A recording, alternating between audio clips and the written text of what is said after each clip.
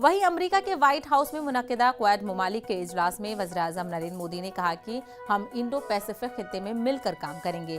PM Modi ने कहा कि उनके ख्याल में क्वाड का मकसद ये है कि सब मिलकर दुनिया के लिए अमन कायम करें, दुनिया को खुशहाली की तरफ ले जाएं। पीएम मोदी ने कहा कि हम 4 ममालिक इंडिया, ऑस्ट्रेलिया, जापान और अमेरिका 2004 के सुनामी के बाद इंडो पैसिफिक खित्ते की मदद के लिए इकट्ठा हुए हैं। आज जब दुनिया कोविड वबाई मर्ज का सामना कर रही है, हम एक बार फिर इंसानियत के मफाद में क्वाड की शक्ल में इकट्ठे हो रहे हैं। हमारा क्वाड आलमी भलाई के लिए एक किस्म की कुव्वत के तौर पर काम करेगा।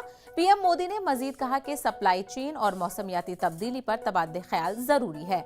वज़ीर-ए-आज़म ने सदर जो बाइडेन से पहली जाती मुलाकात के लिए इजहार तशक्कुर किया।